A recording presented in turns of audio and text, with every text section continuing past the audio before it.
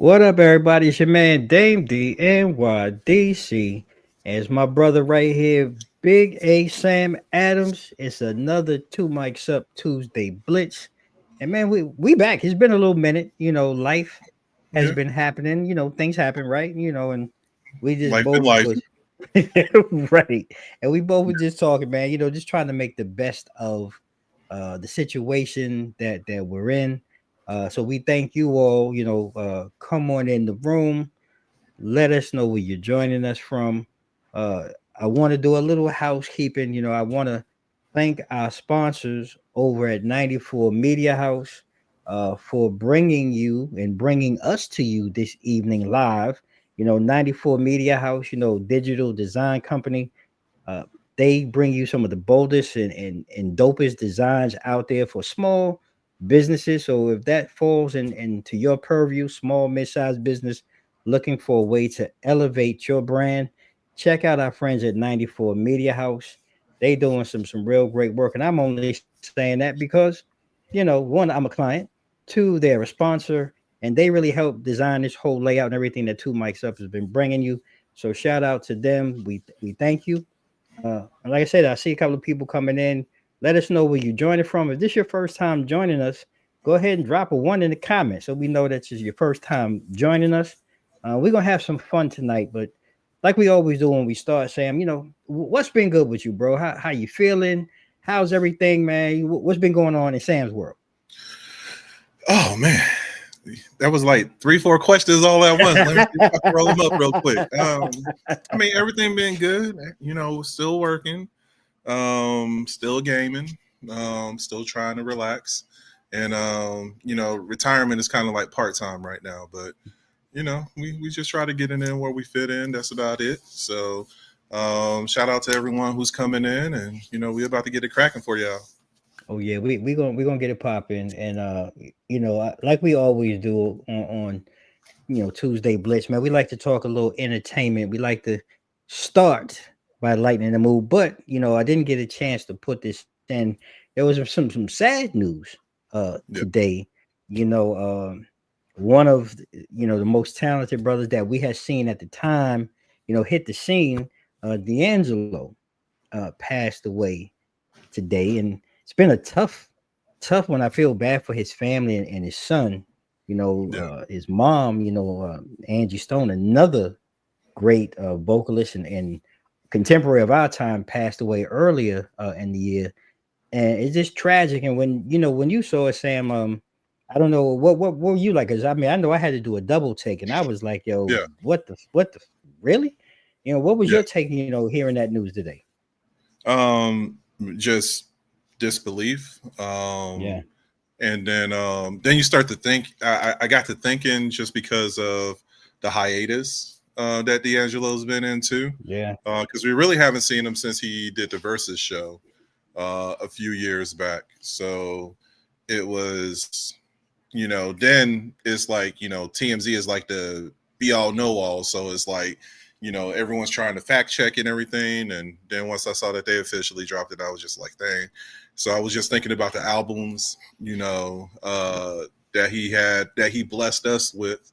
hmm Some of the tracks that was in heavy rotation for me and everything, and okay, right, you know, it's just another talent gone, yeah, gone too soon and everything. And I didn't know that he was battling pancreatic cancer behind closed doors yeah, and everything. So, like you said, just condolences and best wishes to his family, to his son. You know what I'm yeah, saying? man. It's Yeah, it's tough. It was tough, and I just like I said, I just wanted to mention that because it broke, earlier this afternoon. Really didn't get time to yeah, really put some clips together, but I'm with you. Classic hits, definitely served as a memorable time in my life. Just thinking of his hits and his videos and different things, kind of take you yeah, to a place, a good place. So like I yeah, said, I'm with you. Want to send out our condolences to his son and his family, and prayers, to him and his family to get through, this tough time. But I also want to transition too, because there were some things that digging into this that really this week's episode had me like really at a wow, I guess if you will, like Beyonce. Yeah. Want to start there. Beyonce is coming out with her Renaissance World Tour documentary, which really is going to chronicle like the development and execution of her 2023 Renaissance World Tour. Now, digging into the numbers, man, this tour grossed almost $580 million, captivated almost 2.8 million fans across 56 different dates in 39 cities, which some people like it was a spiritual experience for some. It was very immersive. I can only speak to it. I'm not a huge Beyonce fan, so Beehive, don't kill me. Don't come Right. for me. But I gotta respect, the work that she's done with her visuals. Her breathtaking performances. My daughter probably went and seen her. I want to say at least 3 different times during this tour. So you can Yeah. just see how much of an icon Beyonce has become for a generation, if not generations. And I'm curious, like, now that we have this documentary coming out, Sam, from your perspective, what is your take and what is your view on the work? Because I mean, she's a living legend. Let's just be clear. hmm Right. And she's not even, and again, like I don't want to put an age on it, but we watched her grow up. But now is there another Yeah. level for her to go to? Like, what's your take? I don't know about another level. I think at this point is just, I think that she's kind of in a space that she could kind of do whatever she wants. Mm, You know what I'm saying? You think about yeah, some of those artists like, I mean, and just for her to sit there and switch it up, she yeah, came out with a country album recently. Before that, she was kind of yep, like in the pop, dance, I don't want to say EDM, but the dance realm and yeah, everything. yeah, So I think she's been, kind of crafting her own. She's been navigating her own craft. that's for So sure. I wouldn't, I don't think that there's anything right now. She could do whatever. Like I said, she could Do do whatever she it. want Do at whatever this you want point. to Like, do. Right. and plus, I don't want no smoke from the agency either. Yeah, So, like, yeah, yeah, you I'm did. trying to keep it. You know what I'm saying? I know that they probably want her to revolt. Uh, go back to more of the like Lemonade and Renaissance and everything. I mean, not Renaissance. That's the name of the tour, but kind of take it back, scale it back a Hmm. little bit to some of her Hmm. earlier albums. But whatever she comes out with, just like some other artists, Magic. these Swifties and everything. As soon as Beyonce come out with something, the Beehive and the agency go to be ready to For real. cop it and try to get her back on top of her throne and everything. So, like I said, she could do whatever she wants at this point. I think she already cemented herself. And you just talk about the decades that she's, that Beyonce been around, whether it's with Destiny Child or her solo career. Yeah. Like like I said, I think she's at the point now that she has the right to just do whatever she wants. Look, you said it because I mean at this point we just gonna put a period stamp on that because I gotta agree. Like she can do whatever she wants. Period. And like Yeah, you said, I'm not a big documentary person, but I am kind of interested in seeing this because from what I understand, you're going to see a lot of, highlights from, her perfectionism, right? yeah, Just beyond, that of what other artists are actually doing today. And then some of those rare and remarkable moments you get to see with her family, like that inside look to the tour yeah, production. And if I'm correct, they're gonna have parts like where she was going through her knee surgery and all of this. So it's going to be very comprehensive look yeah, at her. And just to also let's also be clear, during this tour, she really brought a big highlight to the Black queer community as well. And I think hmm that's something that is I don't want to say remarkable, but it's definitely different from coming from a different perspective because she really helped put a lot of that movement on another stage. Big Frida and a lot of other artists yeah, really coming to the forefront. So I am excited to really see this whole documentary and the work and really how it turns out because when I look at Beyonce, for me it's her intentionalness, how intentional she is, the yeah, hard work that she puts in, and really from someone who who's into detail. I feel I'm a very detailed person. I really am interested to see the detailed involvement that she has in almost every aspect of that entire tour. And like you said, Yeah. moving forward, Beyonce can do whatever the hell she wants to do at this point, because she's put her hand in so many different areas. So I'm excited for that. And make sure you guys when it comes, check it out.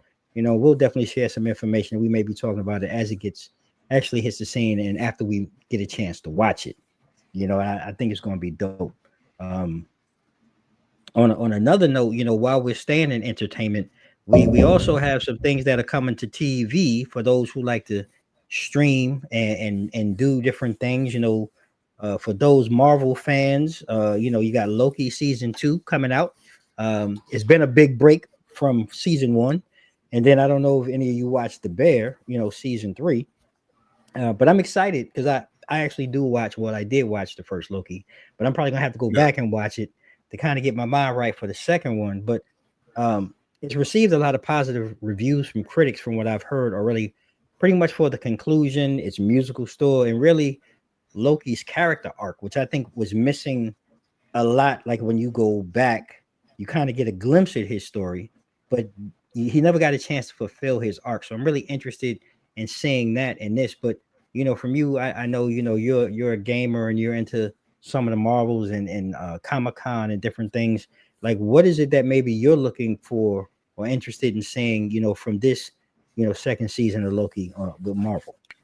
Well, I think it depends because they're in production right now for Avengers Doomsday, and if you Facts. remember the last season of Loki, he was kind of holding the timeline or the multiverse together. And there's been a lot of talk right now as far as what Doctor Doom is going to come in and do to disrupt that. You know what I'm saying? And so I think that's going to have a pivotal. It's a pivotal point because, like, if we do a hard reset in the Marvel universe, then I don't know what's going to go on. But apparently it dives towards Endgame and some of the consequences of certain folks' choices. Steve Rogers, because he decided to stay back and everything, sacrifice that Tony Stark did in order to do the other snap. But then if you rewind to Infinity Wars, like dang, what's my man name? Thanos brought up that he's fought Tony before. So are we seeing Doom Stark? You know what I'm saying? Don't forget when they were going back and bringing the stones back into their respective area or getting the stones back. Loki took the Tesseract that had one of the stones in there. So I think I'll be interested to see like which one is going to correlate with which. But I do feel as far as like the multiverse and everything that they need to go ahead and bring that to a close because I think they stretched it out as much as they can. So I'm kind of looking for Doomsday to be that hard reset with a lot of stuff. Just as long as there's not much to tie up. No. But like you said, if you have Loki pretty much holding everything together and he's been here this whole time, how's that going to factor in with Doomsday? So I am looking forward to both of those meshing together. Well, I'm looking towards so I hear, like you say, the production. We're looking at potentially seeing Mobius more involved, some of the TVA, the Time Variance Authority being involved. So, like you say, he's holding that timeline together. But now we're going to have some sub characters that are actually important to the timeline. So I'm interested to see how that plays in. And like you said, are we looking at Doomsday and closing out this portal or this portion of the portal as they move into the next phase? So it'll be interesting to see. And I like Loki. I mean, they make him kind of like clowny and funny, but I mean, if they really get him to the point where in the comics where he was really like the god of stories, if you will, if they really lean into that, I think it'll give it some more weight. It'll give his character a little more weight and a better understanding from some of what we've seen in the past. So I'm looking forward to that. And like I mentioned, I don't know if you watched The Bear. The Bears it started out a little slow. I'm not gonna lie. It took me a minute to kind of get past the first 3 or 4 episodes in season one. But once you got kind of past those first 3 or 4 episodes, uh, it really is it's a dope show, man. And the dichotomy of family, really, Yeah. from personal family, and without really giving the whole thing from the restaurant and the store family, and how they all intertwine and interconnect. And really, season three dives into the culinary aspect of what it is to be a top chef, and they do a lot of this through flashbacks, which like I said, I don't want to give it away because I started watching season three, but it's an excellent series, an excellent show. And what has, or has anything from you watching it, Sam, kind of stood out to you that also kind of rings true to you? Because like I said, the family part really rings true to me, just in the Mhm. dichotomy and the way that this whole thing played out. It really stands out. I think it's a great show, but I'm interested to hear your take. Just the mental awareness, especially from season Mm, one, good especially with point. men's mental health and Good just, point. us as men take on a lot of hats and a lot of roles and Yeah. have a lot of pressure to sit here and just sustain.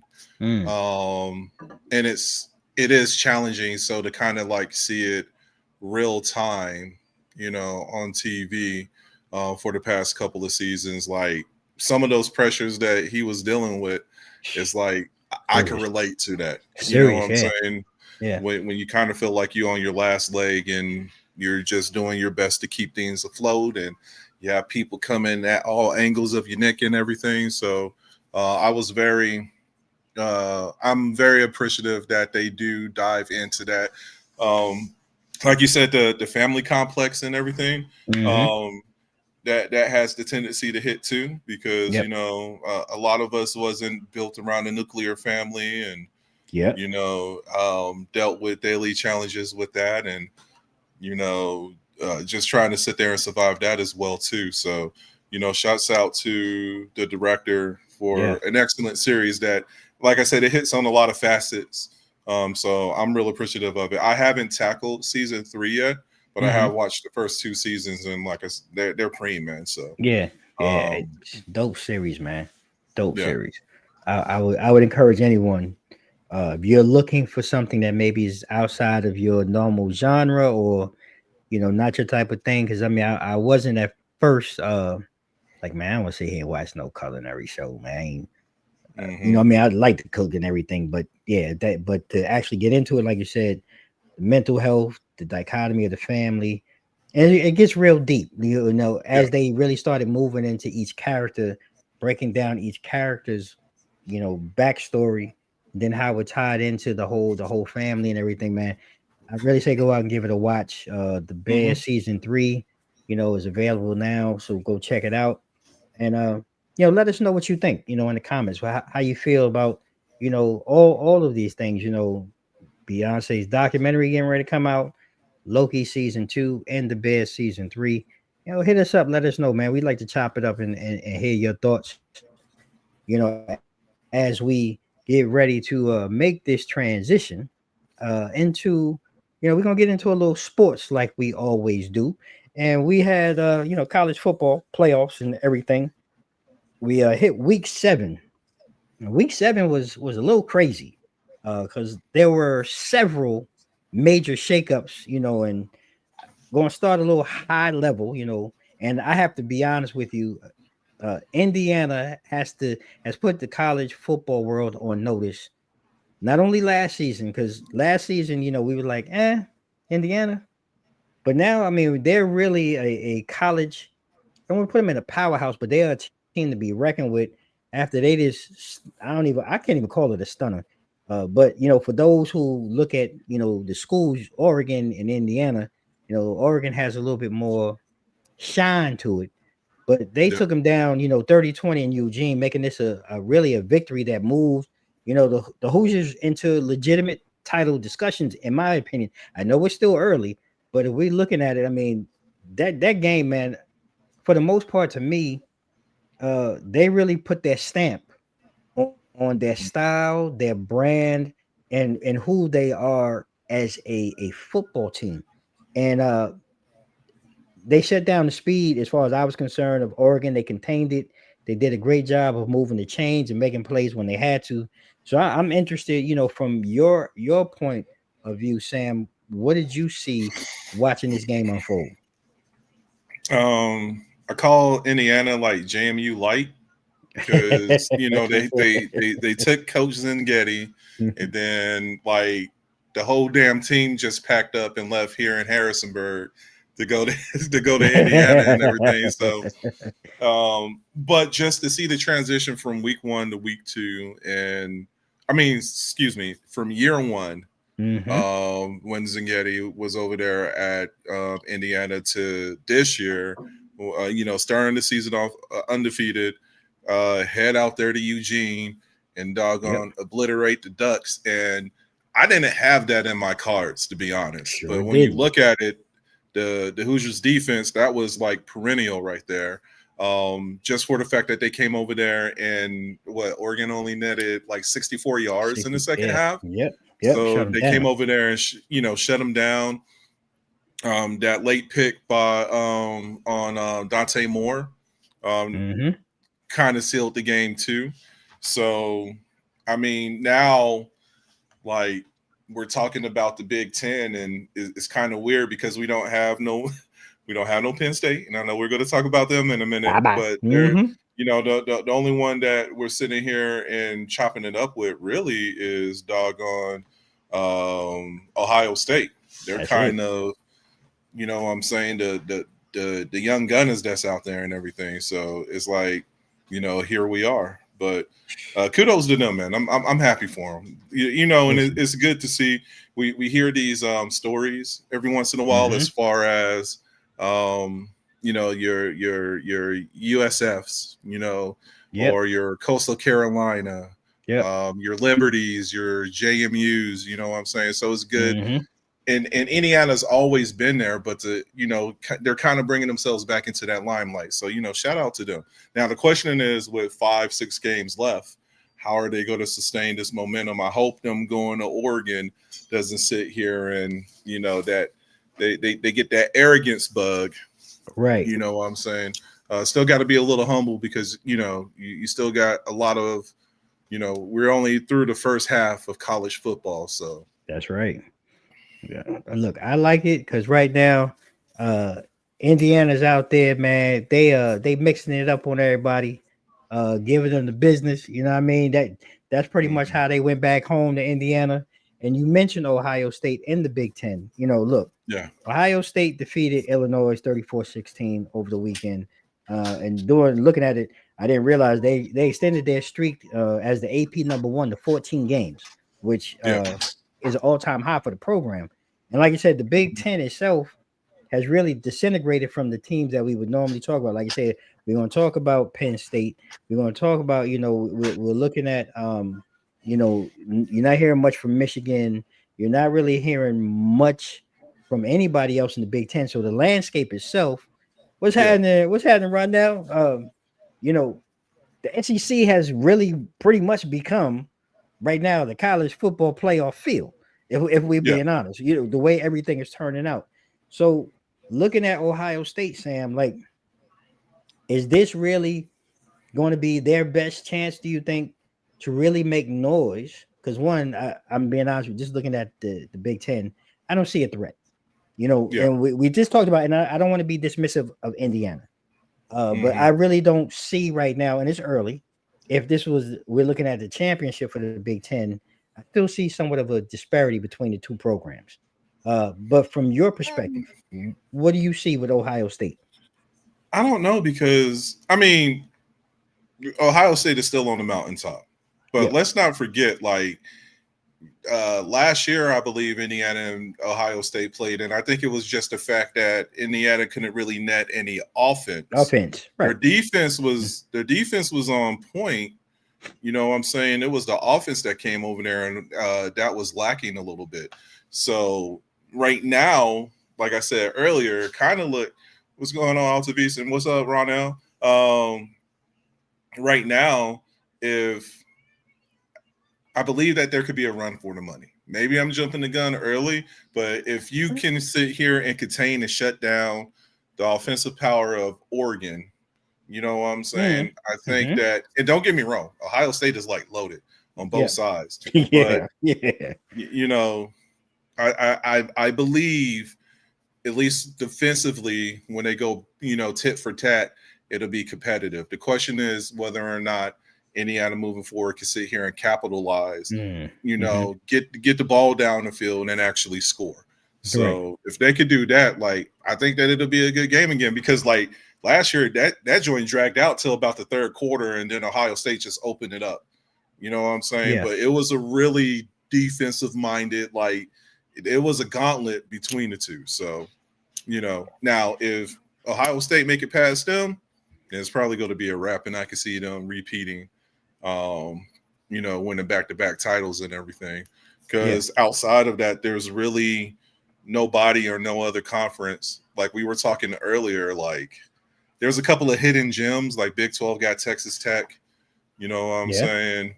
SEC is still a carousel right now because there's woes like all around.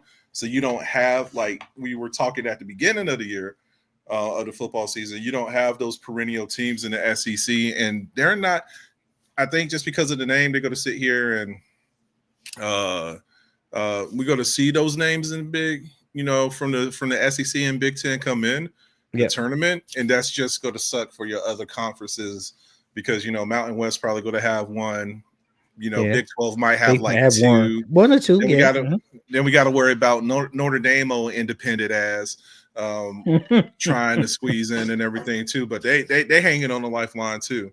So it's going to be interesting. I think how it plays out. But I think the SEC, and like you said, you get one, maybe two from the Big Ten, and like you said, Notre Dame. But it's going to be a heavy SEC field the way that it's shaping up right now. And talking about the SEC, we're looking at, Texas, starting out, in the top 25, number one, type deal, falling out. But they did knock off Oklahoma this past weekend, 23-6, at the Texas State Fair, which was, it was pretty impressive, and it was a good bounce back. But what more? Because I still see some struggles, when we're looking at Arch and that offense, going against some, I don't want to say better teams, but better teams moving forward. So how does Texas get itself really back into the conversation? Outside of, obviously winning, but offensively, I still think they're a little skittish and a little shaky. And you being a Longhorn fan and from the great state of Texas, what do you see that the Horns need to do to continue to right the ship, to be in contention later on this season in the college football playoffs? Well, first off, there's nothing like the Red River rivalry. Like I can't express the magnitude of being up there in Dallas at the state fair and then having the opportunity to walk to the Cotton, stadium and or Cotton Bowl and enjoy that game. Man, there was a couple of things I saw. One, Mateer, I think that's his name, QB. He shouldn't have even been on the doggone field. And mentally, I was thinking, if we sit here and lose to a guy who just had 3 screws put in his throwing hand, like we're gonna have an issue. And he was showing a little pizzazz earlier, but one thing I can say about Sark and him being at Texas for right now is like he's always had those lock-in defenses. Yeah. So definitely shout out to him for that. And then 2, the biggest concern that I have with our offense is just the line. You know what I'm saying? They had 3 seniors go to the NFL last year, and they're trying to roll them in with a couple of players. And Saturday they kind of like gelled, but there were still certain instances of penalties, still getting blown coverage because some of these DNs and interiors were blitzing through those doggone tackles and guards on the offensive line. So until they sit there, and luckily Wiseman, and I forgot the other cat name, they actually started to crank it up running the ball. but it was more their agility versus the line actually giving them some type of run protection or even like the passing game, because Arch still got blitz. You know what I'm saying? That pass rush was still like, and I think there was a couple of times that they did a full blitz, but half the time it was just like a 4-man front. Yeah. And they couldn't even contain them then. So I think those are the key things. And I mean, with Arch, like, I do agree with some folks because, you go from Quinn Ewers, and I know a lot of people were ready to just get rid of him and start this Arch Manning era. But I think as Longhorn fans, we need to keep that into consideration too. That really, I mean, this is his first full season that is like on him. So there's some grace that needs to be given with that. But we still got a lot of football left, still a lot of challenges because we still got to face Georgia. We still got to face Kentucky. So there's, and being 4-2, like, how is that going to carry us? Like, are we going to have an SEC championship with two lost teams? There's still some other teams out there. There's a lot to be played. Yeah. Wow. Shoot. So those are the things that I keep in mind right there. So, well, I think you hit it on the head. On the flip side, like you mentioned, Oklahoma, like their offensive woes really, put their coach, Brett Venables. I think he's on that hot seat now. Just from. It's kind of skittish, and we talk hot seats. I mean, we ain't even talk about hot seats. No, we talking about ejector plate. We talked about Penn State and James Franklin with their 2 losses to UCLA and then to Northwestern. Like, whoa, Northwestern. And back-to-back games, dropping them from the rankings. And now Franklin is going. And I'll be honest with you, I was never a Franklin fan. I never thought he was that guy to help get Penn State over the hump. I think he was the perfect guy, though, to kind of come in through that rocky patch that Penn State was dealing with in his transition. And he really helped get the program back on solid ground. But where does Penn State really go right now? Because, I mean, there is tons of talent on that football team on all 3 sides. But, like, what's missing? Because with me watching him, he never really had that passion or that fire, in my opinion, that was really needed for that stage for Penn State to be able to finally kick in the door in the Big Ten, because they've struggled on and off throughout their time in the Big Ten. But what do you think is next, or what type of coach, do you maybe have a coach in mind? Just throwing these out here just while we're talking, that really could come in and reshape the program to get it to that next level. I don't know, because it's like, who is out there? Like, do you want to go with the old guard? And like, I mean, I want to see Nick Saban. Oh God, going up to Penn State or something like that. Like, I want to. He's a Southern gentleman. So, but it's like, I think that's the bigger question. Is like, who's out there? Unless we sit here and we snag somebody, maybe what's my man name? I want to say Nate Diaz. He's a defensive coordinator, I think, down in Florida right now. So you have him. I know the rumorville has been Coach Prime, but I really don't see him going. I don't see that one. I mean, he has his own woes in Colorado right now, so I don't think that would be a factor. Or do you look to go within your conference and try to steal some type of talent, from another program? That's probably more the route to go. Yeah, that's going to be someone familiar with the conference. That has ties to the conference. Good recruiting, but really, you're not really doing a full blown rebuild. Somebody who has some insight. But I'm not mad at Diaz. I mean, again, defensive minded coach. Surround yourself with some good offensive coordinators, and you just focus on the defense and get these guys, worked up and ready for it. I said Nate Diaz earlier. I'm thinking UFC, but Manny Diaz. But I agree with you on that. But it's going to be interesting, as we reflect back, just kind of looking at it. And then, we go down to Florida State, another team that started out on fire, but now they on a 2-game slide. And really now, I think Mike Norvell is another one there. Pretty soon if he's not getting on the stove, he's coming to the stove real soon.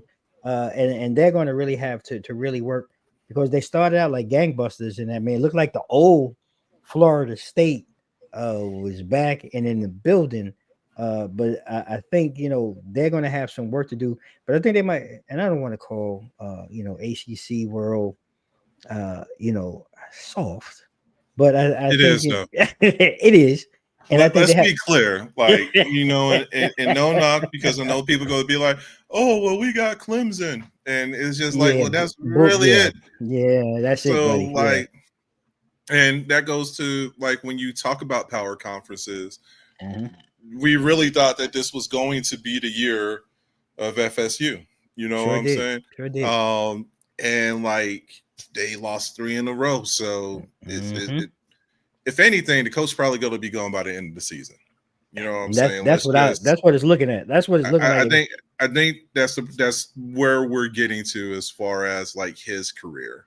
Hmm. Um, I don't think that there's any rebounding right now with FSU. I would just try to take the wins when you can and kind of like call it a day right there. But I mean, you lost against Pitt. You know what I'm saying? It's Pitt. like, This is Pitt. yeah, we're not even saying Pittsburgh. We're just saying you Hey, lost to Pitt. Pitt. Like Right. what are we doing, and how frustrating is that for you? Like the defense got annihilated. Shoot, Yeah. they had Pitt's offense had 476 total yards Hmm. against them against that Hmm. FSU defense. So like it's like Yeah. Well, talking about the ACC though, let's give some love because I don't okay, think nationally Georgia Tech, they're yeah, 6-0 for the first time since joining the ACC, right, and I think that I want to give some love because this is a program that generally, in the past has been a basketball program. You don't really talk hmm about the rambling wreck and everything and what they're doing on the football field. I think it should be, applauded. But how far? And I want to be like I said, we're early on, and I don't think they really started hitting the meat of their schedule. And I had it in front of me, and I don't know what I did with it. But I I'm don't. about to pull it up now. Yeah, I literally had printed out because I wanted to talk about them, and I've lost my little note about them, but how big is this for them, to be able to continue on? Because like we said, the ACC is down, it's a little softer conference, but how big is it for them, if they happen to be ones to actually grab a ticket, hmm to the college football playoffs? Like, how great would that be for the program and for the school? I mean, it'll be right on the money because I'm looking at the rest of their schedule right now. Um, really, the only team that they got to face that might be a challenge is going to be Georgia. Wow. I mean, think Wow. about it. They play Pitt, they play NC State, they play BC, Duke, Yeah. Yeah. Wake Yeah. Forest. I mean, no, they already play Wake Forest, Yeah. and Syracuse. So Yeah. there's. I'm There's not a good saying that chance. they go to. I'm not going to say they could. They could run the table. Like the Georgia only hump. Georgia's the roadblock. Yeah, the only hump I see is Georgia, maybe NC State because that's normally like a good rival right there. Yeah. Yeah. But like, I honestly don't see any issues with the remainder of the schedule. So, and they're currently ranked 12 right now. Hmm. So I could see them bumping up within the top 10 Yep. towards the end of the season. And even if they do get to that one loss, that could still put them in the hunt, with Yeah. the new playoff tournament. Yeah. You know what I'm saying? They're Like, still in that golden range where they could yeah, still be able to punch a ticket, yeah. as a one loss team or two loss team, hmm depending on how it plays out. So I Yeah. mean, it's interesting, and any Georgia Tech fans you watching this or you joining us live or you watch this on the playback, shout out, get down with the Rambling Wreck. I'm happy to say I get excited for stuff like this personally when you get different teams that normally really you would say have no business uh Yeah. being in the conversation, but you got these years, or we had it last year with Indiana and everything else. So why not have Georgia Tech in the conversation this year? I'm really excited Yeah. to see the possibility. I mean, they're Yeah. not You the haven't stand. heard their name like, I mean, back in the 90s, in the early 90s and Yeah, everything, yeah. like they were still a buzz, but I want to say maybe 95, 96, they kind of fizzled out. Yep. So it's good to some of these I want to say classic, but some of these familiar names coming back into the spotlight. Because like we said earlier, you got your Indiana. Now we're over here talking about Georgia Tech. That's and like you haven't talked about Georgia Tech in forever. Forever. Let's just be honest. So I mean, if any of the fans out there, the chat, if y'all can remember the last time doggone Georgia Tech was like buzzing, go ahead and drop something in the comments. Yeah, we're gonna raise a glass. We're gonna raise a glass to Georgia Tech. Salute. Yeah, you know, salute. You know, we enjoying the fun. So, you know, with that, you know, as we continue on through the conversation that we transition, if you all haven't noticed, feel free to go ahead and subscribe to Two Mics Up. You know, we would love to have you, you know, like, share, subscribe, drop a comment. We always want to hear from you. And if you haven't noticed up here in this little left-hand corner, you know, for those of you who are maybe interested in advertising, go ahead and scan that QR code. Check us out. Become an advertiser. You know, and got a friend here, best viewers on streambo.com. Yeah, remove the space. Don't know what that is. But thank you. That is either. I don't know what that is. Hey, but thank you. Oh, it's a Twitch bot. That's okay, Twitch bot. They working tonight, so thank you for joining us. Hey, everybody got their bots, and they did. glad to be recognized. We appreciate it. Right, I appreciate it, bro. But we're gonna transition now into we're gonna get into a little NFL football, and we're gonna talk about a couple of games, man. This was just a random pick this week, ladies and gentlemen. And if anybody in the chat, if you want to talk about your team too, you know, we'll be happy to talk about it. But I want to start with last night. You know, almost a year after the Commanders and the Bears played that hell of a game, the game that ended with the wild. I don't know what the Bears defensive back was doing. Jaden Daniels beat him over the top. Crazy ending. Fast forward to this year and last night. Again, another great game, very close game. Really could have went either way. But we had the unfortunate mishap with Jaden and the handoff to Bill, which, you know, fumble was recovered by the Bears, and the Bears kind of took care of their business by kicking the field goal to win the game as time expired. But what were your notable takes, if any, Sam? Like when we look at it, because I think we're kind of seeing something that we talked about earlier. I think, again, Jaden, people have tape now, and I think for other teams defensively, they're kind of set in the scheme and the ebb and flow of what the Commanders are trying to do with him. So it's becoming a little difficult, even though he still had opportunity to win. And on the flip side, the Bears now, like, are we starting to see that breakthrough, that actual growth that we've actually been waiting for to see with Caleb Williams and the actual Bears team? Because I mean, they really starting to impress these last couple of weeks. No, okay. Well, give me your take. Okay. Someone shut the hell up. Give me your take. No, I'm sorry. That was quick. He was like, shit, hell no. Go ahead. I'm sorry. That's my Packers bias coming out. I already said that the Bears was going to be a sleeper, and we had to look out for them. I really just think luck was on their side. Commanders, I've always had an issue with the Commanders' offensive line for like the longest time. I've been in the proximity of the DMV for like over 20 years now. And like ever since I moved up here in 2001, like the line has always been questionable. Now, mind you, there's a couple of other assets that, I mean, going through the running back woes right now. And I mean, they really don't have anything heavy as far as like receivers. So, you know, it's kind of if doggone Jaden Daniels didn't fumble the ball, we'll be having a different discussion today. Yeah. But, you know, it just looked wonky on the handoff and everything. So I don't know what happened right there.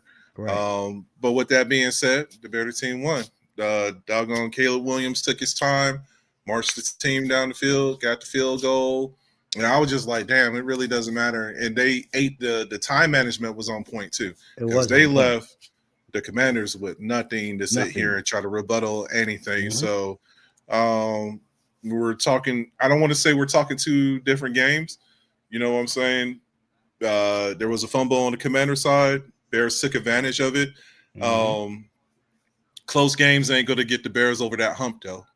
And then we still have these leery moments. Like, I don't even think the Bears really got heavy into their schedule.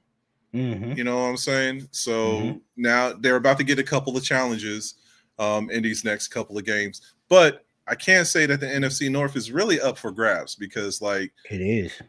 Even though they're still – now, don't get me wrong. As of right now, NFC North has one of the better divisions in the NFC. When you look at it on tape, you know, minus Minnesota, still got 3 teams that's over 500 right now, right? Facts. But how is that going to sit there and turn? I don't even know what's going on. Well, I know what's happening to Detroit. They lost their doggone offensive and defensive coordinator, so they dealing with their woes and everything. That's and true. We'll talk about Green Bay a little bit later. But right now, like, I can see a threat. The division is still the division. Just the roles have changed. I know Minnesota is kicking their, themselves in the head. Ooh, Sam Darnold. Releasing him, and I mean, here we are. So I think the potential is still there, but I still don't have that official buy-in on the Bears yet. So I just found it impressive because we said that early on, you know, when we started the NFL season, you know, about how tough the NFC Central was really going to be, and top to bottom, like you said, minus Minnesota. Now they looking like a bad move, but those 3 teams, man, are really in a dogfight. And like you said, we're going to get to, you know, your Packers, you know, in a bit. But you mentioned Sam Darnold, and the Seahawks played the Jaguars. Both teams, I think, coming in with 4-1.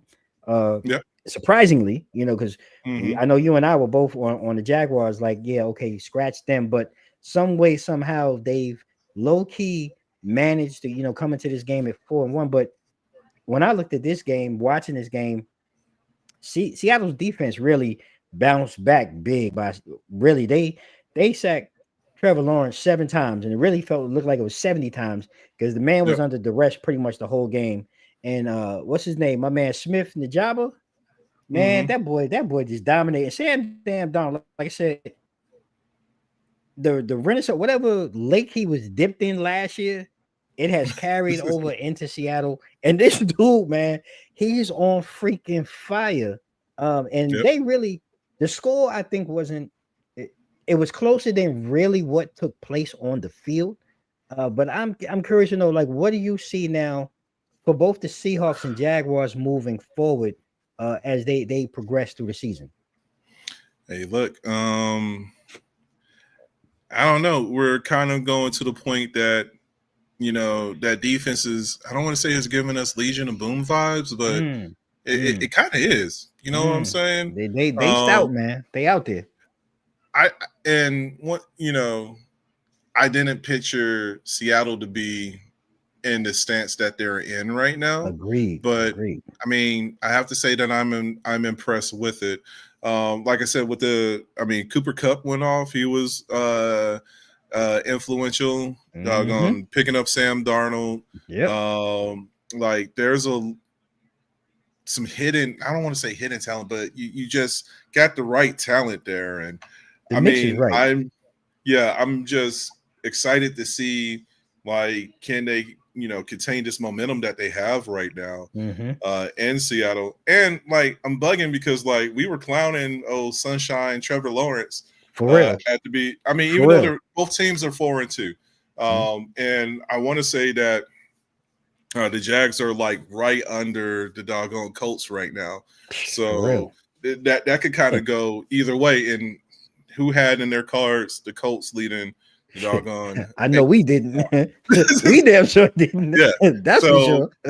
I mean, I know Colts fans, you know, are out there, and you know they probably had it, but I'm just impressed to see just a bounce back that Jacksonville is the space that they're at right now as compared to like last year, because they was on the struggle bus for real. So I thought that the way Jacksonville played last year, I thought we were going to be calling them like the London Jaguars or Knickerbockers or something like that. It was just like I was like, damn, Jacksonville going to be the first NFL Europe team to be revisited. Right.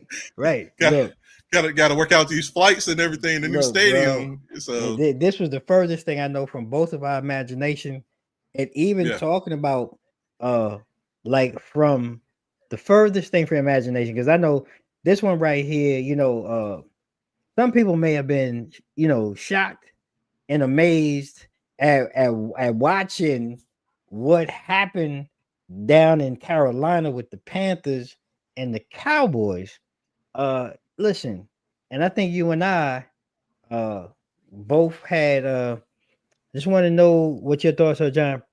Hey, when we come into that AB, we're gonna get to the Giants.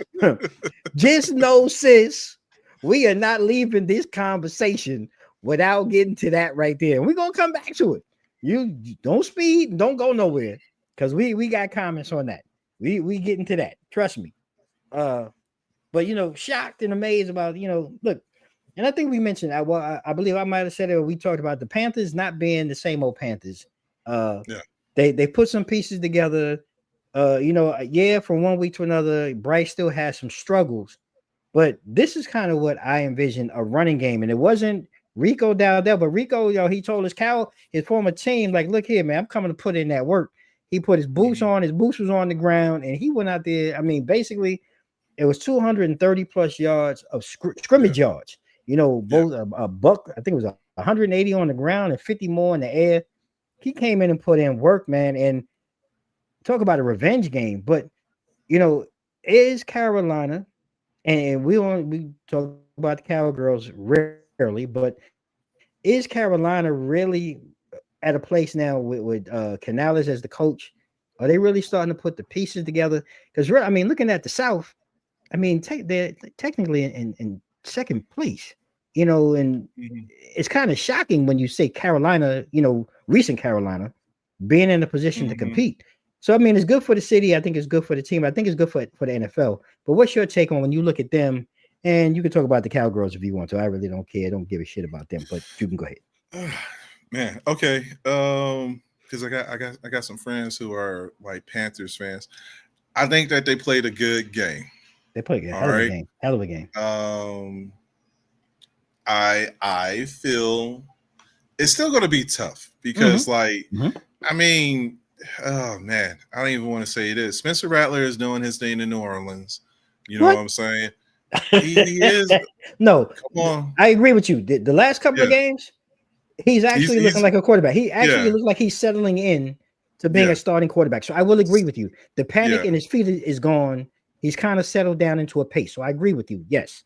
That doesn't mean they're going to get anywhere, but that part, I think that it's going to be murky between them and the Panthers. You know what I'm saying? When it's all said and done, they have to go through Tampa Bay. I think Baker has too much momentum with the weapons that he has down there, and like he's like settled. So I don't think that there is any getting around that. I think that this is something for Carolina to grow on, because at the end of the day, I still feel that they're going to be a sub 500 team, by the end of the season, just because of their schedule and everything. And there's no consistency there either. So that's the tough part. With that being said, Dallas are exactly who they thought they were. And it's no disrespect against them. We really should have won that game a couple of weeks ago, but that's another topic because we don't moved on. But I just hated kind of the momentum with that stalemate and tie to kind of give Dallas any inkling that they're better than what they are. And don't get me wrong, Pickens, Lamb, and doggone Dak, and our tight end too, Steinberger or something like that. Yeah, solid, good, solid. Defense is. That's the part. Sugar honey iced tea. It's not even suspect. You know what I'm saying? That's the part. Yeah. Defense is horrendous, and there's just no getting around that. Like your secondary is depleted. You done came over there and get what's my man? Not Branch. Don't talk about the boy that just let go again. You told me pick him up or the one that they just no.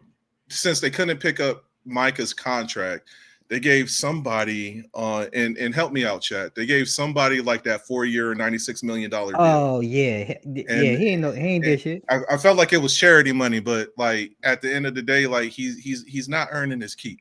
No, so, he wasn't worth it. But yeah, Jerry, I think Gerald. Jerry, I think you know fucked up. Let me look at the basically on that one. I'm glad that Dattle got his revenge because he had over 275 like yards from scrimmage or something like that. It was like he was beasting it. Yeah, all game. All game. So like that says a lot right there. If you can't stop the run, and then they kind of like sat there and exploited you a little bit in the passing game too. Like, I mean, it's good to have the offensive prowess that Dallas does, but if your defense is going to sit there, they're like the doggone Bengals. You know what I'm saying? Before Joe Burrow got hurt. Yeah. You know. And you can sit here and sling the ball downfield and score points all day, but it can't be like 52-53 every doggone game because your defense is going to sit here and get gassed every out. game. You're not going to win. Yeah. They're not capitalizing and they're not stopping it. Look, it was terrible. So. Nah. And you mentioned somebody, in that, as we transition to the next game, Baker Mayfield.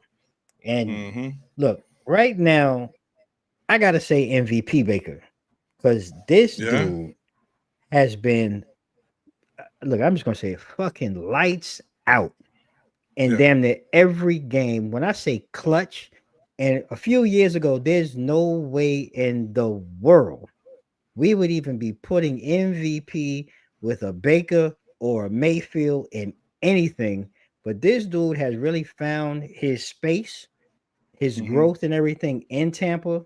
He's a legit QB1 with the weapons that he has, around him, the running game that they have, their defense is standing up. I mean, it was just a clutch win, against the 49, a depleted 49ers team, but still, man, he showed up when he needed to. And, we've seen what Tampa's done the last couple of years. I don't want to say just squeaking by, but, getting into the playoffs.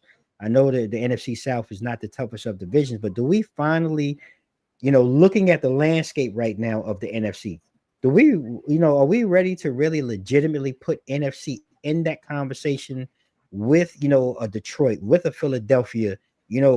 Are they really that team, right now? Yeah. Because the two teams that you just mentioned are broken. you know what I'm saying? Philly's broken, and I said this at the beginning of the year, or I haven't said it up here, but like you look at Philly games, and Philly just been squeezing by this year, and I know a lot of that has to do to people leaving for other teams. They were chasing the bag or whatever the case may be. Maybe we're showing that Jalen Hurts is kind of one-dimensional. You know what I'm saying? And they sit here and they sit here and keep on running the same plays. There's a redundancy right there. You're not utilizing all your weapons like AJ Brown. You know what I'm saying? So I can see somebody going to Tampa, you know what I'm saying? Or, Tampa going to, Philly. And running the table up in Philly, or going to Detroit. You know what I'm saying? Because Detroit, they can run the numbers up too. But if you have a nasty ass defense, by the way, you got a decent quarterback with some good receivers, they're going to give Detroit problems. It's you know what I'm saying? So I don't know. I don't want to say this season is off, because it's always who has the hot hand. And honestly, right now is doggone Tampa Bay. I'd be scared. I'd be scared if I had Tampa Bay on my schedule and I had to go down there and play them, or they come into my house, because they might embarrass you at home too. So they're firing between Mike Evans, Ibuka, their two running backs. Rashad defense is and playing. Yeah, lights out. defense is playing actual defense. So like, I'd be nervous having to go up against them. So I agree. And like I said, I really feel like Philly and Detroit kind of they're losing that pizzazz that they have. You know what I'm saying? I mean, I look at, like you said, you mentioned it. Detroit on one side, the OC and the defensive court. I mean, they're in flux. I think they can get Yeah. together. When I look at Philly, this has been Philly's problem. And V, we're gonna talk about this question right here as we talk about the Eagles and the Giants. Um, our Giants came out and they put in the work that they were supposed to put in, and they won. And again, I'm going to say, damn it, Sam. Fuck, I was saying, fuck, Sam. You called it. All right, Jack, you called it, bro. I'm gonna be honest with you because I did not see this. But sometimes when you hit rock bottom, I will say, and you just have to go out and play. We've gone past the Russell Wilson experiment. We put the young guy out there. We see what he has with the wheels. We see what he really has as a composed young quarterback. He right now is playing beyond his years. Just in his ability to feel pressure, his ability to break the pocket, his ability to really play playground football when you need it most, and he's not afraid. And I think that's really huge. And seeing it, and V, you asked the question, is this promising or fluke? Without all question, it's promising. I got to eat my words, and I got to go with Sam called it. I did not see this development or this playing out this early, but I will say I am happy to see it because between him and Scatterboo and Wandale and all the other guys having to step up and really just come out, man, and grind it out. And they grinded it out against a team that on paper this really could have been and should have been the reverse, right? Yeah. And we talk about Philly. I think this is this. I don't know what it is. I just put it on the coach because they've been like this for the last 3 or 4 seasons under this coach. Yeah. The play calling, the redundancy. There's no reason why Jalen is not taking more time now to step back in the pocket. Yo, I'm just telling AJ, yo, you just fly. I'm throwing it. You know what I'm saying? Yeah. Devon, I don't know where the breakdown is offensively because there's too much talent. And yeah, look, Saquon is a generational talent, but I don't know what Philly's afraid of, and I can only put it on the coach because if they didn't turn it on last year and the year before and the year that they, lost the Super Bowl, this has been a redundant thing for the last several years with them. So I don't put it on the players so much anymore. I put it on the coaches.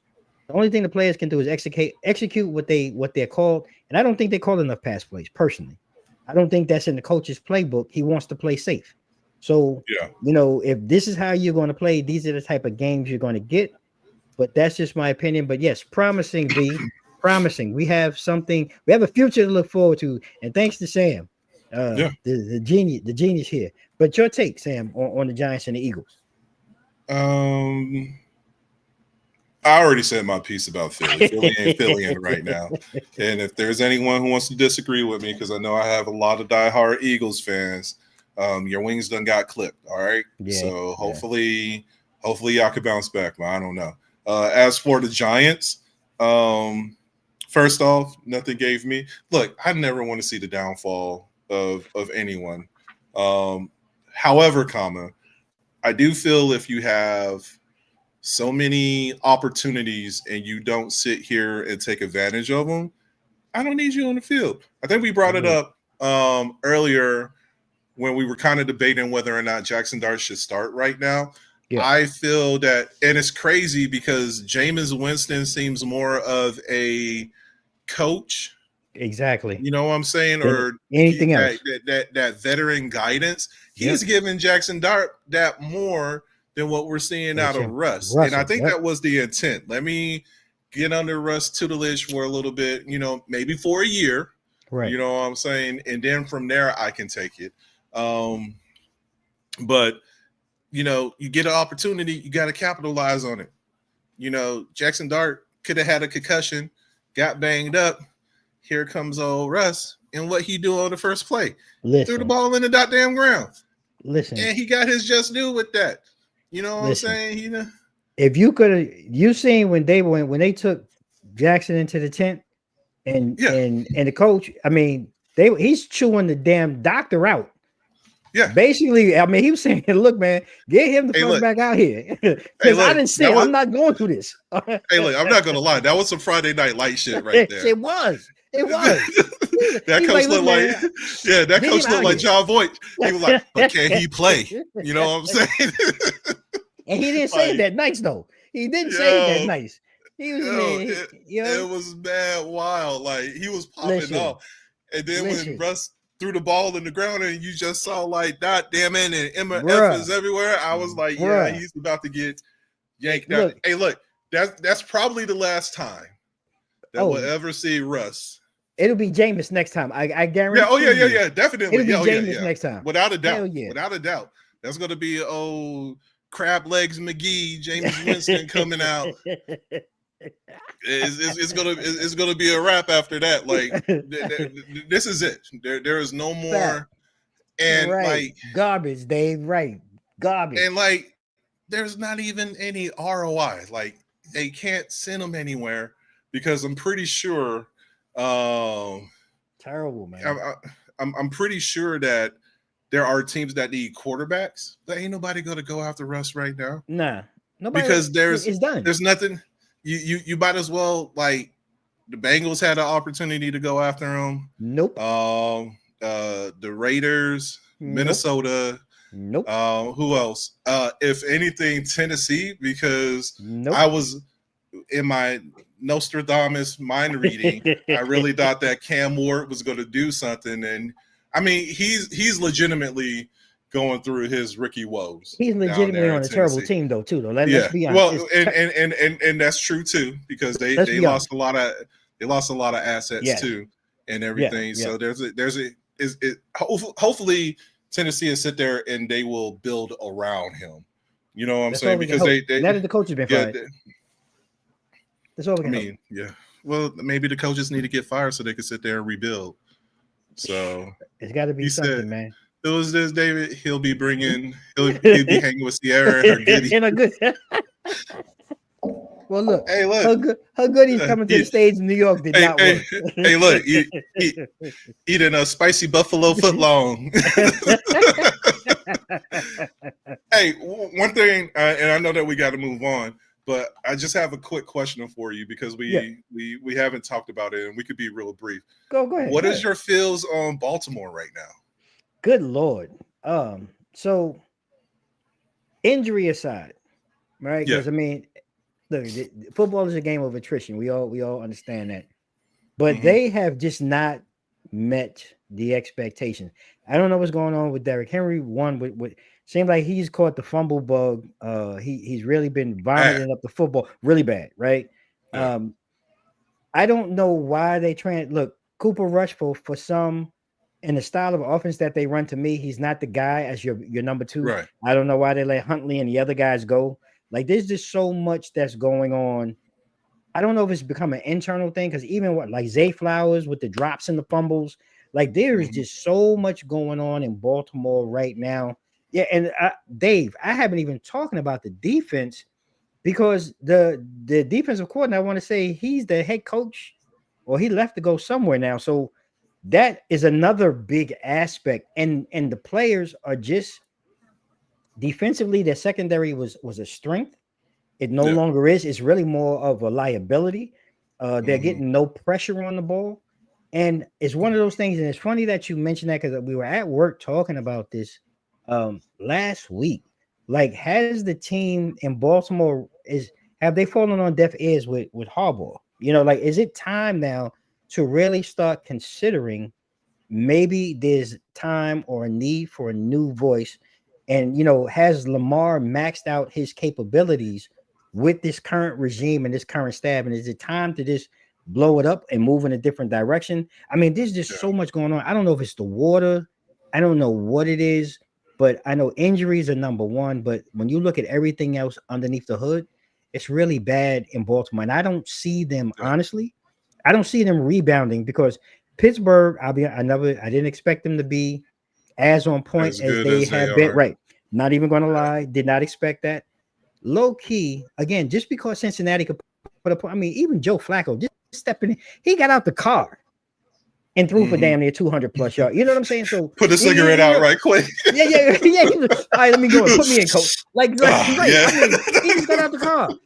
So that makes me nervous because we know what they can do offensively with Chase and T. Yeah. Higgins. So they're still bubbling. We can count Cleveland out, but I think we're at that point. Baltimore has one more embarrassing loss or blowout loss or a tough loss. I think their season is over, if I have to be honest. Yeah. I think if they keep on creating the mistakes that they are offensively, that we probably won't see Harbaugh, by the end of the year. And that's just like, you're supposed to have these mistakes and clean them up and everything. But I think Derrick Henry has more fumbles. Yes, sir. This halfway through the season than he had all of last all year. Of last year, right? You know wild. what I'm saying? It's so wild. It's like what's happening right now, and now it's not even a surprise anymore. I was watching the game this weekend, and I think he lost the ball, and I was just like, oh well, there's, there. But and on the flip side of that, when you look at a lot of, we have more unknown running backs per se making a name for themselves, and like Rico. when you look at Derrick Henry and Saquon, they've just been okay. You know what I'm saying? It's been but I think they kind of like they peaked last year, I guess we could say, and then like here we are now, and like the both of them are going through their woes. And I know like offensively because Philly did lose 2 of their linemen. They did. I forgot where they got traded to or where they picked up the contract at. I think Green Bay. I think we got one of them. And I think the other one is down in Dallas or Carolina. Anyways, but I think that's showing like where the attrition is coming from offensively. But it's crazy just seeing. Lamar's hurt right now too, so it's just crazy seeing this Ravens offense like this. I feel like it's unfamiliar kind of like territory because they just been either ground and pound on both sides. Either it's the quarterback or it's going to be Derrick Henry. Either you're going to get juked or you're going to get ran through. Which option do you want right now? So I just wanted to get your intake on that. It's not happening. Like I said, like turnovers keep happening, injuries keep, whatever it is. I think, like I said, if there's one more, close loss or blowout loss, I think we can pretty much put this year's Ravens on the back burner. I think it's going to be too hard for them to overcome. Like I said, just with how things are transpiring in their own division with Pittsburgh and all those other things. And let's just be honest. I mean, right now, people in Baltimore are just looking around because ain't nothing adding up. The math ain't mathing. And that's how they're going to be looking all season. And the transition, though, we talk about Joey Flack just getting out the car, coming out there, just tossing the ball around. Your Packers went up against these Bengals, and they beat them 27-18. Man, Josh Jacobs, bro. This brother's a beast, man. Oh, yeah. 2 rushing touchdowns. And you guys, I mean, it was a little scary towards the end because you did have that big lead, but late, Joe Flacco, he must have went in the tunnel, smoked one, and came back out. And that 56-yard field goal really, I think was it a minute or so to go. The miss really, helped. I think take some of the, you guys could breathe again. But like, talk to me, man. Green Bay is 3-1-1. At this point in the season, and Cincinnati fell to 2-4. But give me your take, both on your Packers and the game itself. Well, all right. So, I'm trying to make sure I use my words correctly. I have 2 issues with Green Bay. One, we can't finish the game, and 2, how we manage the ball in the second half. They kind of go tandem with each other. Yeah. I'm exhausted of Green Bay playing it safe in the second half. You know what I'm saying? If you have opportunities to sit here and like curb stomp somebody, go ahead and do it. Like, I think it was. I think it was the fourth quarter when Jordan Love literally. No, we were getting right under 2 minutes, right? And Jordan Love came over there and literally slid like a yard from the doggone first down. And Yeah, I'm just yeah. like, what Instead are of we just going for doing it, what right are we now? doing? Yeah, like I got confused, and then here it is, like a 3rd and 2 or whatever, and we couldn't even capitalize on that. So these are the issues that I have. And then like I don't understand, like, we put in boots to ass, for the first half defensively, and Yeah, then like man. halftime comes, and once again, like they go from like your man to more of a zone, and in that zone, that's when you sit there and have those pockets. Yep. So it's just like, why change the script? You know what I'm saying? It's still the same game. Just go ahead and close it. And I'm like, I don't want Joe Flacco to come and beat us twice. Like, yeah, it was looking like what I'm saying? We took advantage with the Browns. We took the Browns for granted. Let me say that. Right. And once again, like we had to leave because it was like 10-3 or something like that. And then they start getting cautious that second half. And then, I think it was a missed field goal or something like that in the Cleveland game too. Yeah. Which sat there and had a little bit of momentum. Yeah, because they returned one for like 2 or something like that. So it was like that momentum. You don't need those shifts. Like apply pressure at all times to the clock hit 0 in the fourth quarter and everything. So I'm reluctant that we're number 1 in the North right now, but like I'm not getting comfortable because we already talked about Chicago.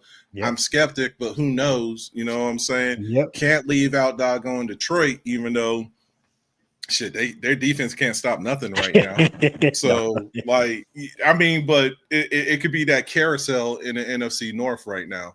But overall, like, and we just need to, like, once the offensive line get healthy, because these rookies are still with penalties and everything. Offensive line needs to get healthy. We still need that threat, which Christian Watson should be back in another week or 2, but I'm still a little nervous about that because I don't want him to go downfield for a deep threat, and I know that that's going to be the thing once he gets back and end up getting hurt again. Yeah. So like, there's too much risk for the reward. So, hey, like I'm a happy pack. I mean, I'm happy, but I'm not content right now. No, I understand. I mean, technically, we should be 5-0. We shouldn't have had the damn tie against Dallas. Agreed. We should have never. And like I said, we squandered the lead that we had in Cleveland, and then it capitalized, and then kind of, I don't know what it is with Matt LaFleur getting kind of like one-dimensional. Damn, Jordan Love holding on to the ball because he got sacked like 8 times that game. He was doing a lot of packing, and we were going up against the number one defense in the league in Cleveland, which I know that's weird to hear, but like they have a pretty good defense if anything. They do. Look, you guys are doing a lot better than most. And look, that was a tremendously fun NFL segment, but we're going to transition into some hoops. We're going to take a look at the NBA, and NBA season's coming back, and one of the big headlines that we've been dealing with is King James, dealing with the nerve, the sciatic nerve. That's kind of right now they're saying he won't be available for the opening tip against the Golden State Warriors.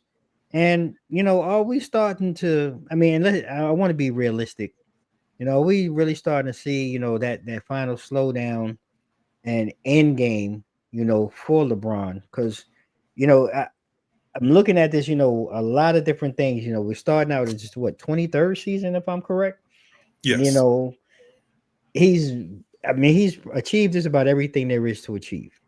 And he's still, I want to give it to him. He's still playing at a high level for a person who's played 23 years, 40 some years, 40 years old, still has times and moments of dominance on both sides of the court. But what is the impact, do you think?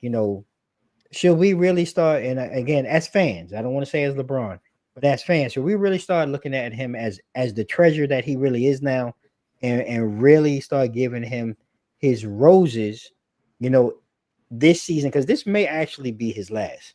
And me personally, I think it will be, because I mean, there's nothing left other than playing with his younger son. But should we really start giving him his roses instead of some of the other show hosts and things really are now pecking away at the shortcomings? I mean, the shortcomings are what they are, whether it be his championships, the GOAT, Yeah. whatever it may be. But should we really start giving him roses for what he has done and is still doing, at this age and stage of his career in the NBA? I mean, if I'm being honest, we've been giving him his roses and his flowers, carnations, whatever. Like because every year, I mean, once he made it past 36, it's kind of been like that what if. You know what I'm saying? Right. Will this be LeBron's last year? We don't know. And then he signs an extension. I think it could be his last year just because, the team didn't sit there and, take his option. So at least as a Laker, this could be it. I do know that front office is kind of they're ready for the Luka experience. The Luka experience, for him to take the keys to the team and everything. So I don't know what else. It's kind of twofold. Like, is LeBron waiting on Bryce, or is like are we just going to continue to? And I know this is going to sound grimy, but like, are we still just playing the? Like, if he wants to be the GOAT, I feel it's getting to the point now that he wants all records. That's kind of what it feels like, especially with the past 2-3 seasons. Like, they've been in the talks as a contender for the playoffs and for the championship, but there hasn't been a real emphasis. And I've said it before. I think we talked about it last year. It's just that, he's an OG, and these younger cats who think that they're the shit right now, a lot of them don't want to play with him, just for the simple fact that, if I'm successful in OKC, if I'm successful in Indiana, like, why do I need to sit here, or I could be on a frailing team like New Orleans and Miami, rebounding like Boston. But like, we don't see nobody like, okay, well, let me sit here. You know what I'm saying? Let's go in this last push or last run with LeBron. Like, you're not getting that. You know what I'm saying? So I think it's just like, it's like a movie. It's like a franchise. Let me say Fast and Furious, right? I love Fast and Furious to death, right? But you got to let it go. And I'm not saying that we need to let LeBron go, because he's still going to be in that conversation. You know what I'm saying? But at what point, like, and I get it. He's 41, and or he's going to be 41 this season. And he is playing at a good caliber, but like, how much of the season is he going to play? What's going to be his workload? And I know that he earned whatever it is that he's getting. If he wants to sit here and rest a month and do whatever, that's fine. Yeah, no question. He's not, but like, that impacts your team. You know what I'm saying? For the past 3 seasons, we've been seeing like blitzes. And he's really good for a good half. I think it was a couple of games that he played like all 4 quarters, but he'll primarily give you like a solid half on the back end of dominant ball, right? Yeah. But then Father Time is like, hey, it's winning. It was good. Yeah, it was good with you. Yep. You know what I'm saying? I'm gonna make you fall back just like your hairline. you know what I'm saying? Yes, sir. Yes, sir. Hey, look, he get those subtle reminders, and like, I think a lot of people don't we don't realize like how impactful that could be on the team, because you're trying to win and everything, right? Yeah. But true. if my supposedly best player isn't there for the whole duration, of the game, then that's going to be a problem. You know what I'm saying? And they need him on the court. I mean, they got Luka, but we know Luka, hopefully this year, his defensive prowess will get up, because I know that's been the big thing that's been challenging for him. I mean, he slimmed down, man. I mean, we've seen it in the world games or whatever it was. I mean, You know, his energy, his balance, his agility from side to side and everything. It looked a lot better. I mean, the best it's been probably since he was, 18, 19 years old. So I Yeah. mean, it is definitely falling on Luka, and I Hey, agree with look, you. we got a slim Luca, we got a slim Zion, and we're not even bringing him up. You know what I'm Hey, saying? listen, I didn't even look, recognize Buddy. no, he looked like my man from BMF. Though he looked like B Mickey. He looked like B Mickey from BMF. Yo, I didn't even know who that mug was, son. I had to really. I was like, yo, shit, B Mickey. I thought he died. He got a contract. Like, yo, he looked it's like just yo, like him, son. you Oh man, like you all right? it's wild. It's Uh, wild. And we didn't even get to that. But on the other side too, though, because we talked about the game last year and how the game itself really needs work and improvement, for the casual yeah. fan. Mm-hmm. And the NBA announced like a multi-platform streaming platform offering, exclusive. I had to ask this one because we No, talked no, no, about no, it. no. Go. Yeah, Yeah, like look, and it's I'm. starting on October 15th. It's all Yeah, exclusive content, NBA content, and is accessible via the NBA app. And I when I saw it, you were the first person I thought about because we talked about it. yeah. And I'm going to let you speak on this one because I know we're in agreement. When it comes to this, is the way you shook your head because I did the same thing when I saw it and I read it. I was like, "This is some bullshit." But I'm going to go ahead and let you speak on it. Like your thoughts for the casual No, NBA fan. that's the problem. Like That's a problem for real. it's exhausting. It You know what I'm is. saying? It We're is. dealing with it right now in the NFL, right? Mm-hmm. Because or college football, right? ESPN app, and a lot of Yep. their games are under their premium service, Premium. so you have Yep. to sit Mm-hmm. there and spend more money.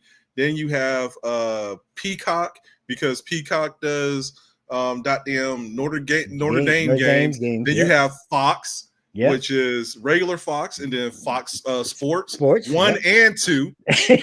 There's two of them motherfuckers.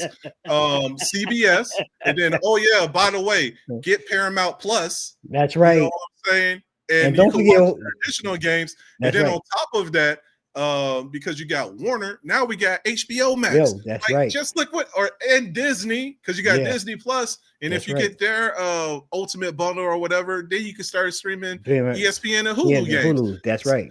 Just think about what I said right there. All It's a right. lot. NFL, Prime, Yep. Fox, NBC, NBC, Peacock, Netflix, Netflix. Yep. Amazon on Thursdays. That's right. So now we got the NBA following the same goddamn It's suit. too much. It's too. And that's. It's Look. way too much. In our days, you had Fox, NBC, NBC, ABC, ABC, Monday nights. Yep. but for your casuals, right? Because Right. it was prime TV or That's public right. TV. You know what I'm That's saying? right. Like everybody's It's too it's much. too Man. much greed going. It's too It much is. greed going on, It is. and some of y'all doggone companies, subscription companies, are confused to why a lot of people are saying "yar" and becoming goddamn pirates. It is, man. Because there's other resources in order to sit here. I ain't gonna name none, not that I know them, but Right. there's other resources that you can sit here and enjoy.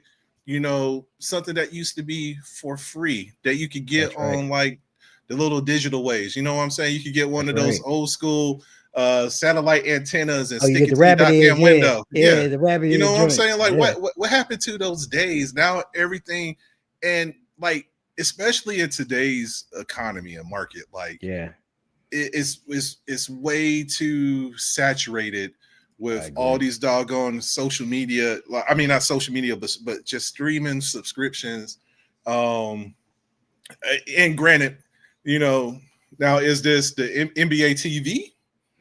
So You know what I'm saying? it's supposed to be an NBA app. I didn't really get into the minutia of it. I just Yeah, stopped there because I was like you. In my mind, I started ticking off all of the stream, and it's too yeah. much. It's like, It's already that way with the NFL. Like and I, and we forgot YouTube because the yeah. NFL's on YouTube. Oh The same- yeah. Because the Sunday ticket or Yeah, whatever. yeah, Yeah, yeah. YouTube TV and It's YouTube too much. TV or YouTube by itself has occasional games too. So it's Right. just like, what are we? It's too much. It's I, oversaturated. you get to the point now that I could just sit here and watch highlights. Like, and don't get me Basically. wrong, I do have NFL Red Zone because it gives me a roll up on a Sunday of everything. From doggone 1 in the afternoon to about 7:30 at night until NBC sits there and roll over until they Sunday night. You know, but then that gets kind of finicky because if your team is ass, you know what I'm saying? Even though they're scheduled to play, Red Zone ain't going to show them. You know what I'm saying? Yeah, I don't care. Red Zone. Look, if they don't show up on Red Zone, they don't show up on TV. Look, sometimes they could be in the Red Zone and they still ain't going to show. Still ain't going to show. They'll show you the replay of their shit. Right. I mean, it's true. It's true, man. That game would be 3-0 and Red Zone would not show any. They would not air anything. Yeah. So you're right. It's just a weird.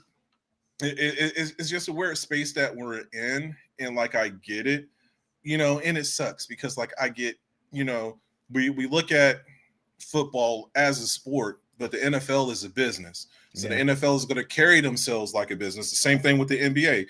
You know, we think about the talent and everything, and you know that's still revenue that you know these players are going to get, and half the time we don't even see the damn players. I think that's the biggest problem with all of it. Because I'm pretty sure that the players are going to get like a nice little, revenue. TV deal. Yeah. They're going to get something, but yet somebody's going to go to DC with Golden State supposed to be coming in town, and you might not even see doggone Draymond or Steph suit up. Right. You'll get Seth. You know what I'm saying? You'll get Seth Curry, but you're not going to get Steph Curry. But you get the other Curry. That's just the space that we're in, or, you know, going and wanting to watch, excuse me, thinking, you know, this could be LeBron's final ride and he's on the sidelines, not suited up, eating a fruit tray or some shit like that. Yeah. But I feel bad for the consumer because like our money is already tied up everywhere. Like I said, just with the state that the country is in right now financially. So by the way, we got this other app. It's like, God damn, how many apps or streaming services do I need? You ain't never lied, man. So I agree with you. I think it's convoluted. It's a bad idea. But I had to share and had to talk about it because we've been all over that one. And that leads us. Really, I want to close out, man, because it got me thinking, you know, all of this here, LeBron's injury impacted the game. This new app, you know, why not just go ahead and have a brief conversation about really, and this is a throwback really to the underrated point guards of the NBA. And, you know, there's so many that you can probably look at and talk about. I just threw out a couple.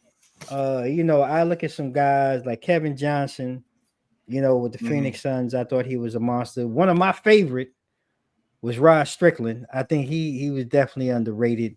And these guys, really, to me, from a statistical standpoint, they're not standouts. They weren't, you know, knocking down statistics, but I think they brought something that the team needed, whether it be that floor general, that guy that can make that pass, that can beat his man off the dribble, help defense. You know, those were two of mine that just came to my mind off the top. But I want to go ahead and turn over to you. You know, who are some of the guys that when you think of, and it's not point guards anymore, traditional point guards in today's game. Yeah. But when you think about throwbacks, you know, who comes to mind for you at the point guard position? I was thinking about Tony Parker. I mean, just thinking about what he brought to the Spurs. Yeah. Who else is another one? I can't forget my man Rondo. Rajon Rondo. Yeah, he was a bad dude, man. Definitely. You know what I'm saying? And he'll give you a 2-piece if you speak wrong. You know what I'm saying? He got that issue in the boy. He got that dog in him. What you say? Hey, look, with a quickness, you know what I'm saying? Yep. Those are the only two that really comes to mind. I mean, Derek Williams. Oh, Deron Williams. Deron Williams, again, I think injury slowed him up towards the back end of his career, but Those Yeah. first six years or so, talk about a dog, man. That dude, I Yeah. mean, in Utah, in Jersey, like he was Hmm. a dog. He was definitely a guy that doesn't get talked enough about. I think that's a great one. Look, Mark Price was another Yeah. one. And what's my man, White Chocolate? He was another Uh, one. oh yeah, J Jason Dub, Williams. yeah, man. He was another one. Uh, and I like the dang, what's my man name? Played for Dallas, ended up coaching down in San Antonio. uh It was you talking about the Jet? no. He was Jet was a Jason Terry was a shooting guard. Oh, that's right. He was two guard in Dallas. That's right. What's trying my to think man name? because you got Jason. Was he before Jason Kidd? You talking about the He dude was before before? Jason Kidd. Yeah, he was before Jason Kidd. So I'm trying to think who Well, was there. Was it Harpo that was there? nah, we'll go back to that. Somebody need to fact check me on that. Okay. Little short guy, tiny. I had to look at I had to look it up. I see his face, but I can't think of his name. Yeah, let me look right quick, and then I'm gonna bring it up.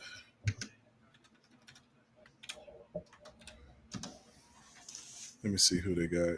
I think that was he back in the 90s? Shoot. But now you got me looking.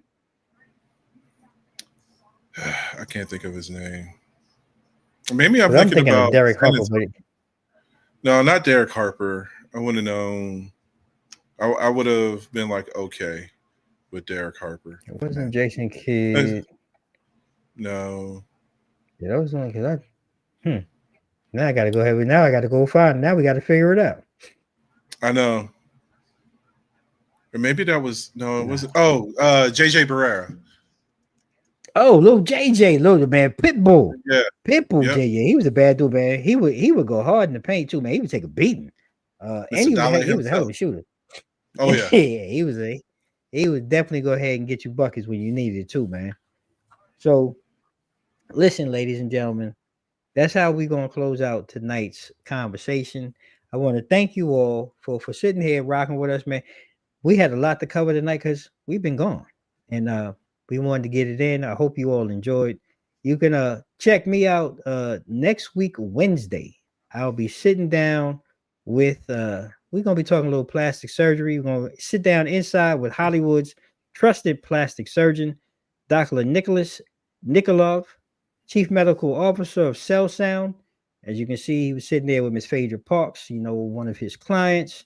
And we're going to talk all things plastic surgery and the work that he's doing with Cell Sound.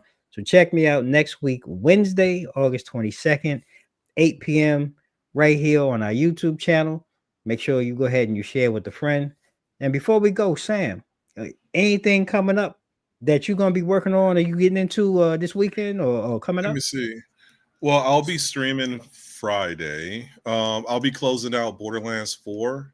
I played Battlefield 6. I just beat the campaign, and I'll probably start streaming the multiplayer on that one. Okay. That's really about it. Just getting back on the stream grind. I know it's been a while, so I'll be doing that starting Friday. So just come check me out on Twitch. Kick back, ask a couple of questions. I'm about to tackle one of my headache games, Final Fantasy 14. It's a love-hate relationship with that game. It's like the first is not until you get into the later DLCs and everything it gets good. So I just got to muster and weather the storm of like random shit like fishing and everything. So once I get past that, I think I'll be good to go. But yeah, come check me out on Twitch this weekend and just enjoy the kickback. There you have it, ladies and gentlemen. You have the opportunity to sit down with our brother Big A, Sam Adams, our co-host. Veteran. Appreciate your service, Sarge, and gamer chef on the side. Go ahead and check them out. Have some fun. Let us know if you decided to join in with them. How did it turn out? Let us know. And if you take an L, don't feel bad. And if you happen to snag a victory, come on through. Let's talk about it. And you can check me out as well. You want to follow me along social media, IG, Facebook, Twitter, and YouTube at 2 Mics Up. 4-time award-winning talk show. We sit down, man. We just have real talk with the dopest guests, and just look to have fun, man. Each and every other Tuesday, as we sit here, and we're gonna be sitting down, revamping some of this, and bringing you all new conversations and different things as we move forward into the new year, 2026. Looking for some new and exciting things. Continue to like, follow, and subscribe. Like I said earlier, share with a friend. Go ahead and subscribe to Two Mics Up. IG, Facebook, Twitter, and YouTube, or you can go ahead and hit us up online at www.twomicsup.com. And like we do at the end of every show, ladies and gentlemen, I want to leave you with a couple of things. May you all stay safe, stay blessed. Mics out.